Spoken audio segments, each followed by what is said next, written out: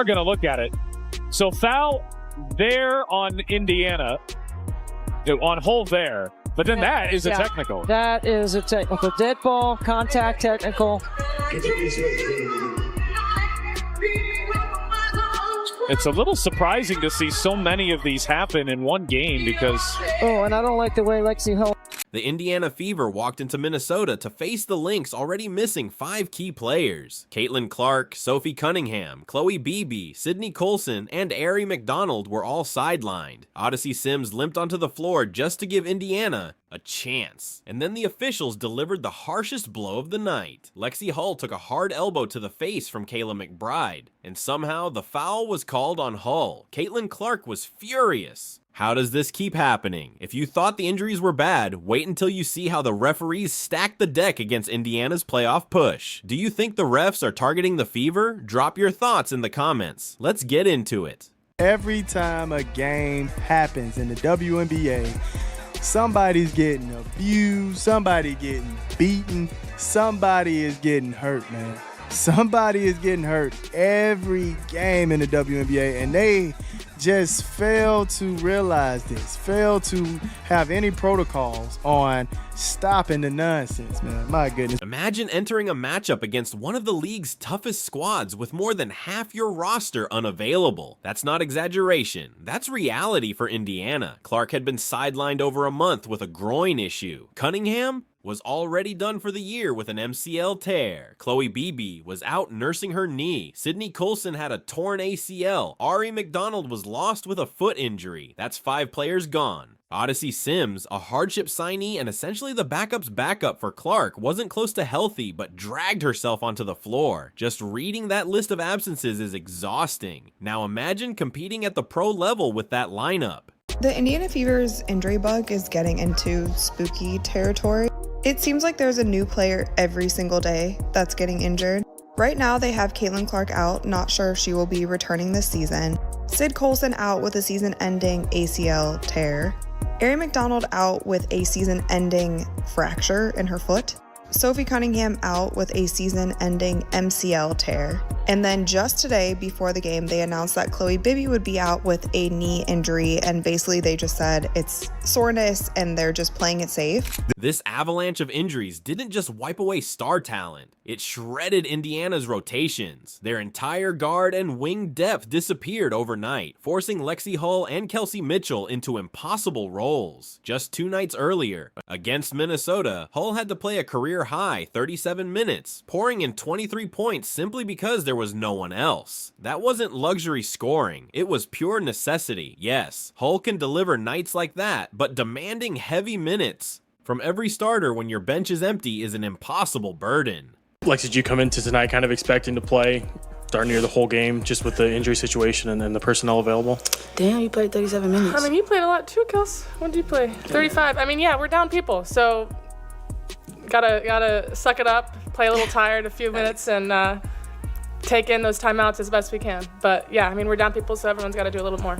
The Fever patched holes with hardship contracts. Bodies signed last minute just to survive. Kristen Shepard barely unpacked before being thrown into rotation minutes. Sims, still battling her own issues, was asked to anchor the team. Aerial Powers was another late addition, pushed straight into big minutes without chemistry or rhythm. All 3 were thrust into key roles instantly. That's brutal for cohesion, forcing Indiana to build chemistry in real time, while opponents attacked every weakness. We've had 3 players in the last I don't know how many days, and 2 of those players are point guards, so not really. But you know, at the same time, our ability to make plays out of what we have, right? I think a lot of our spacing allows players to do what they do best, creates opportunities for them to be successful, and then it's just making the right reads and finding the right pass, you know, on time, on target. And some of that is with experience with your teammates, and some of that is instinct. And so we are trying to do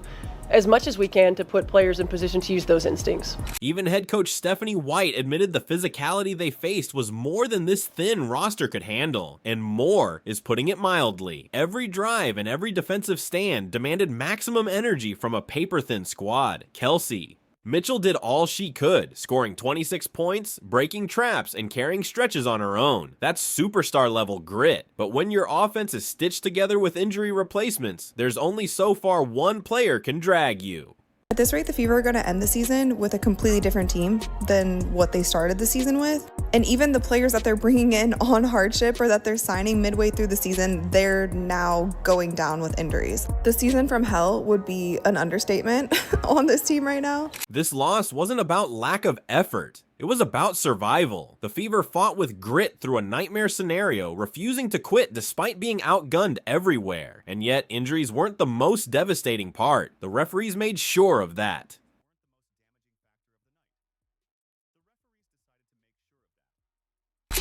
Here's Mitchell. I think that's a 2.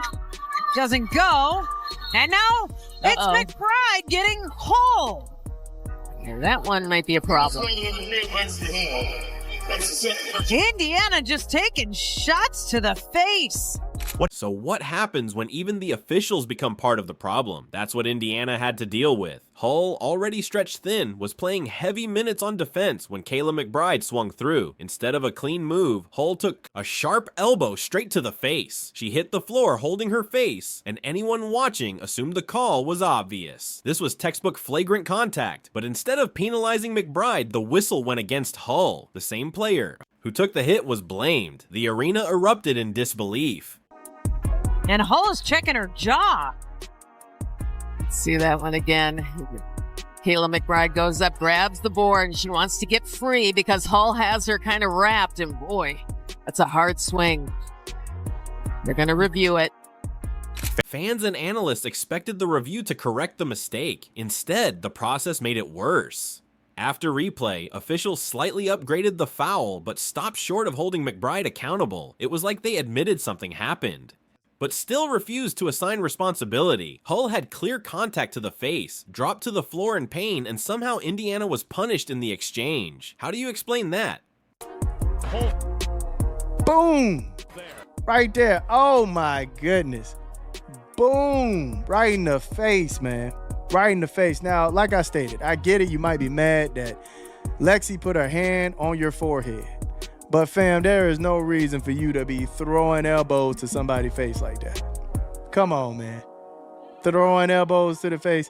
Social media exploded. Fever fans demanded answers. Was this just incompetence? Or was Indiana being officiated differently time after time? When Fever players absorb hard fouls, whether it's a shove, a hit to the body, or in this case, an elbow, the calls rarely favor them. The pattern is fueling a perception that the league is allowing opponents to be extra physical against Indiana without consequence. And when half your roster is already gone to injury, the last thing you can afford is refs making it worse. Kayla McBride, 13 points for Kayla McBride.